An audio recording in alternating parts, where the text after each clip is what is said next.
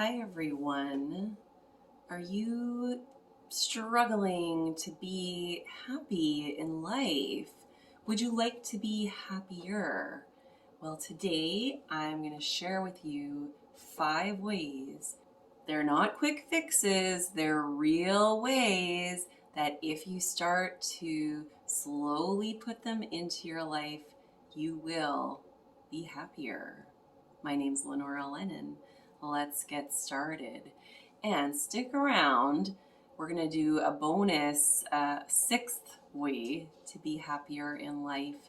Plus, we're going to do a reading from Kyle Gray's Keepers of the Light Oracle deck.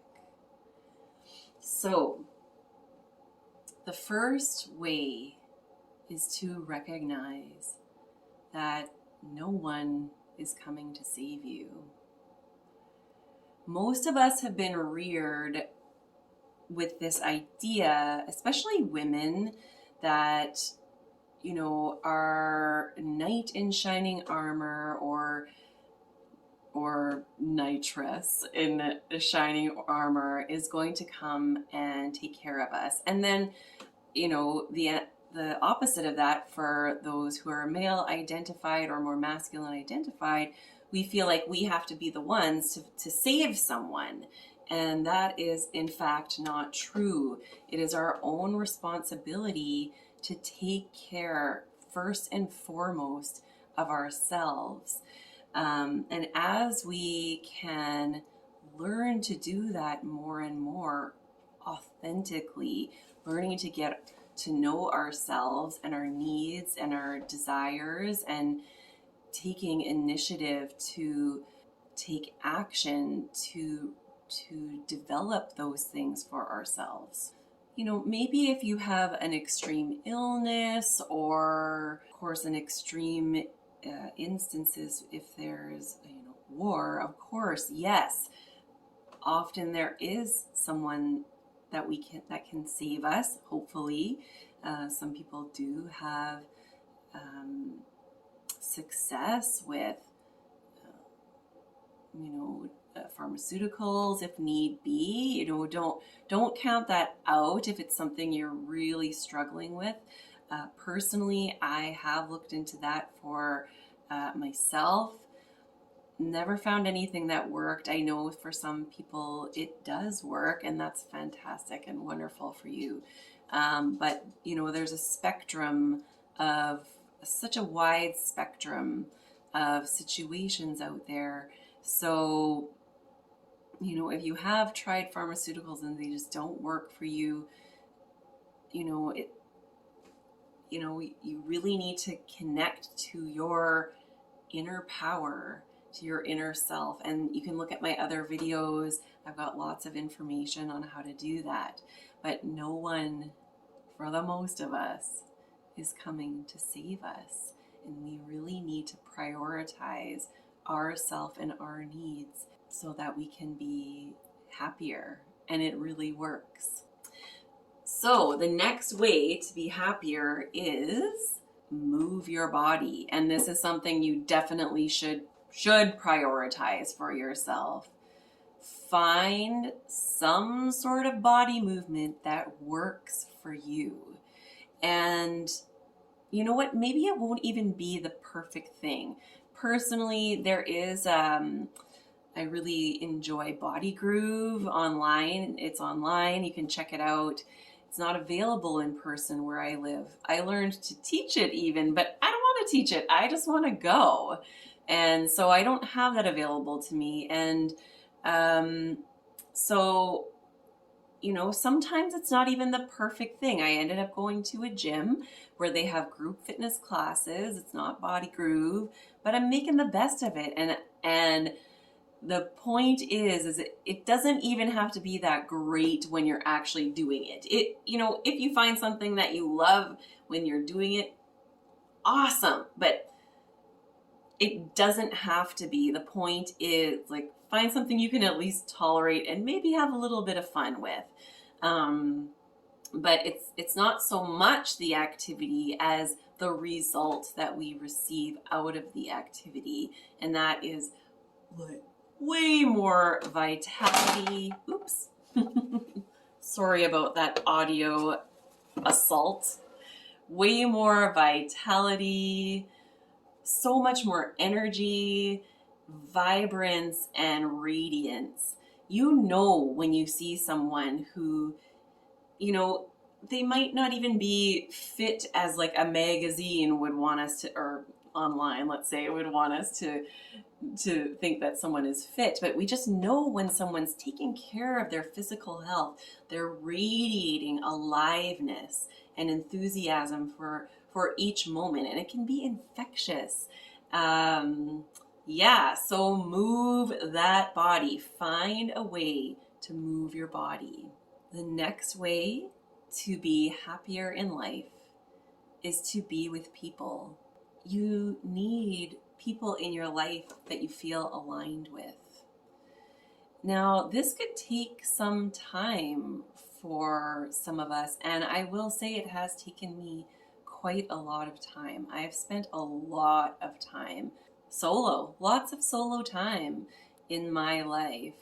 But I know I need community, so I don't stop looking for it. And I will say, I've found there's different types of community you can have. So, for example, at the gym, I've developed some really lovely relationships there.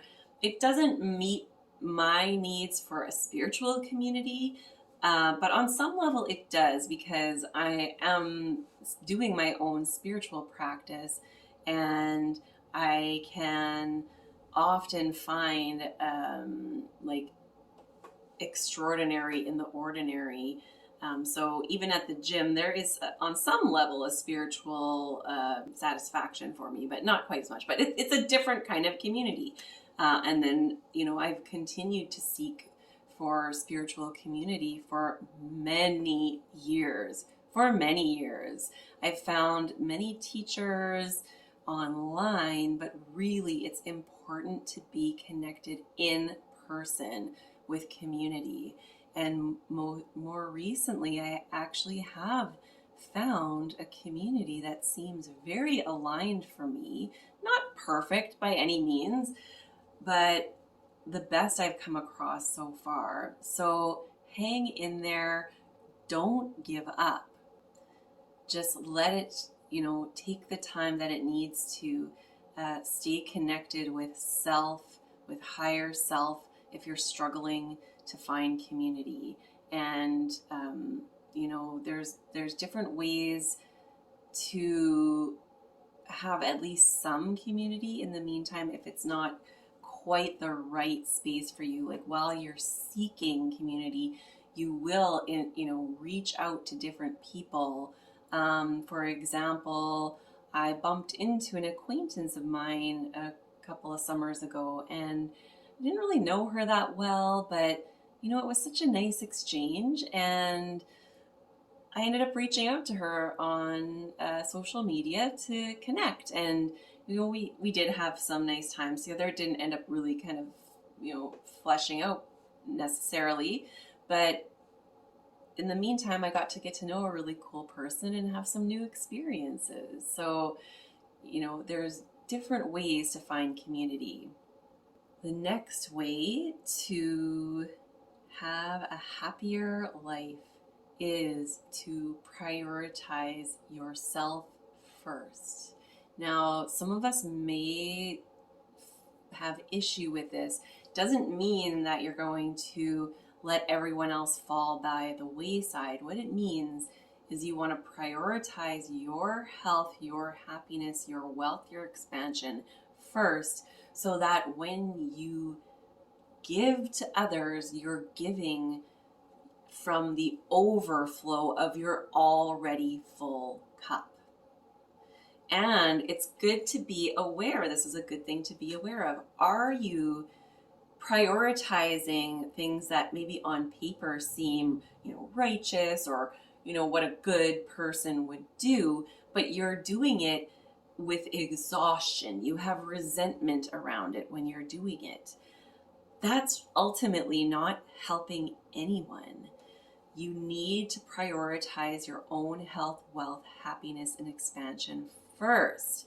And that might mean taking a step back from certain relationships, certain commitments that, you might, I use as part of your identity even. But if you're doing them with resentment, if you're doing them in a way that you're feeling like it's a hardship, and it's, taking away from you, you're ultimately not helping anyone. So, take some time to write down what you're doing with your time, and some places where you might need to take a step back. I've done this in my life. I'm a singer. I love to sing. I do it sporadically, but I love being on stage. And I mean, you can check out, I've got some videos. I'm awesome at it. It's one of my strengths, and I love sharing it. But right now, it's not the priority. So it's taking a back seat. I pick up my guitar and sing some songs from my side. I was doing that last night, but I know right now it's not the priority, and it's going to be there for me anytime I need it. And I can just, I have to admit, when I start singing, I'm like, oh, I want to get on stage. But I just know that's too much. It's too much for me, and I need to enjoy it however I can, on whatever level I can right now. Right now, developing my personal and spiritual development coaching business is my priority. So yeah, make sure you're giving from an overflowing cup. Prioritize yourself first.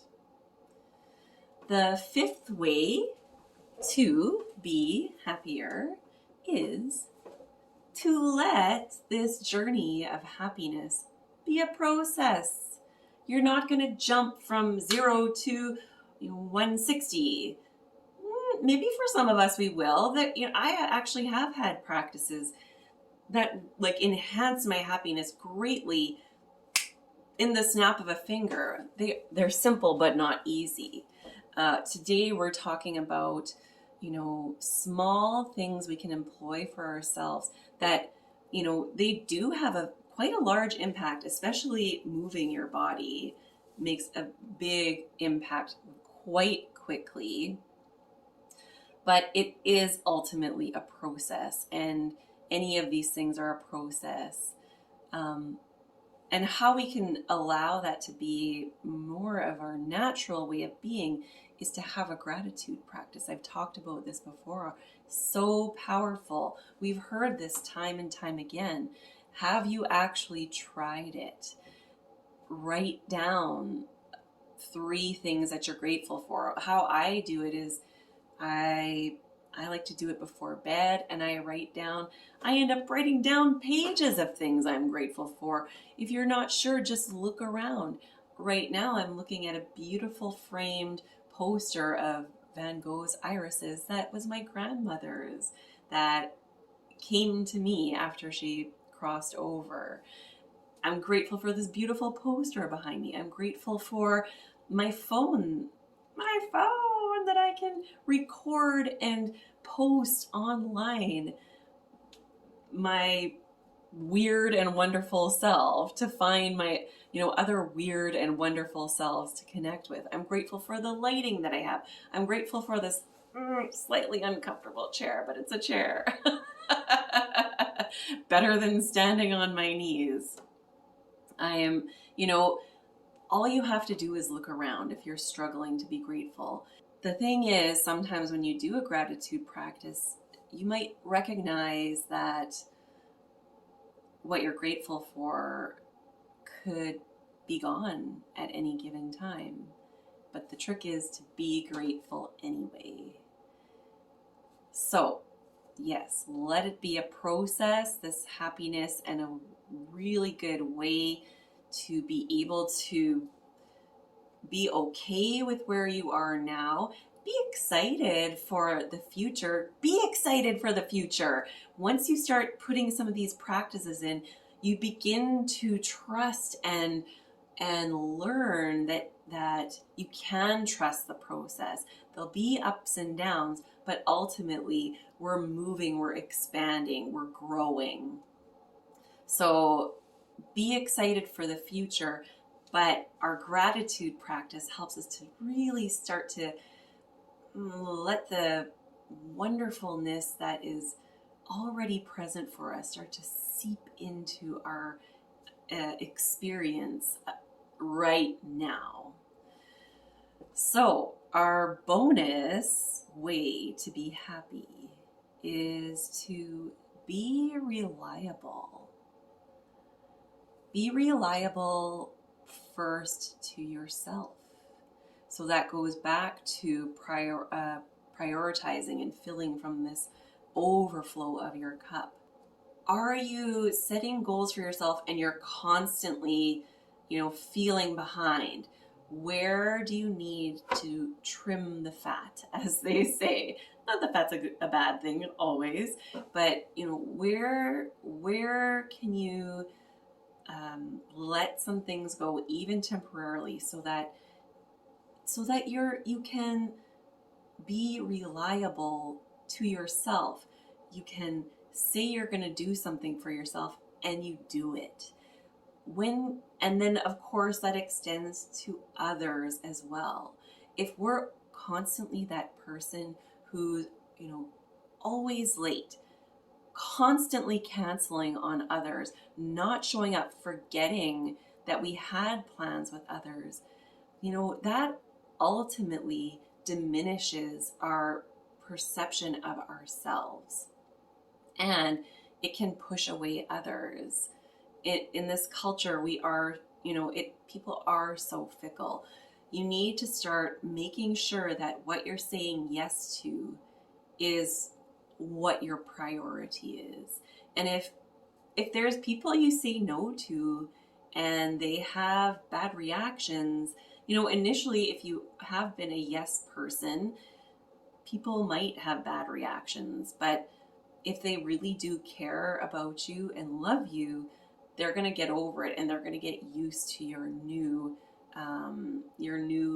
way of being, especially when they start to notice that you're actually more reliable. Although I will say, what can also happen is you might have a lot of people around you who aren't reliable as well, and that's your comfort zone. But ultimately, this is not an expansive way to live. So people might fall away, and if they're not reliable people, it might in the end be better for you. And I have experienced this personally on both ends, learning to be more reliable for myself and learning to be more reliable for others. So these 5 ways, if you can start to implement something, even one of them that stood out to you today, no one's going to save you. Move your body, be with community, make yourself your first priority. Allow this happiness expansion to be a process, and be reliable. If one of those things jump out at you, take it by the horns or the reins or whatever it is, and go with it. Start implementing it in your life. If you want to stick around, we've got our beautiful Keepers of the Light Oracle card.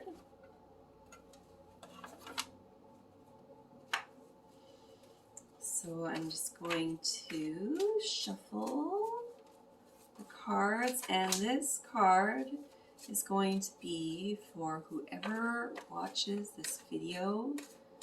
It's going to be exactly what you need to hear right now. It's going to help to expand on any awarenesses that have come up for you.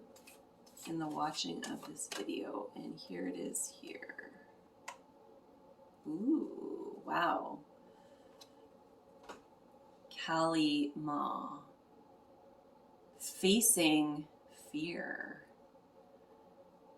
Which of course is the antithesis of happiness. We're facing our fears. As we move into happiness, we face our fears head on. Major spiritual changes are unfolding. This is your chance to soar. This is your chance to soar. Is there anything in that picture that stands out to you? Facing fear, which brings to mind a wonderful way to end today, is with any of these processes that we talked about today. A mantra that I've been using lately that Michael Singer introduced to me is, I can handle this.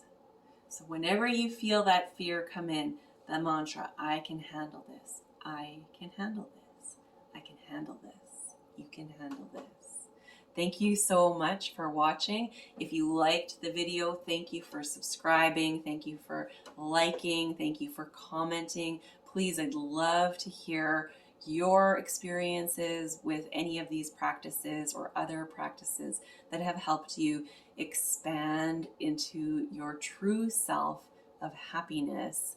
And also please check out this video here or this video here, and have a blessed, beautiful rest of your day. Mwah.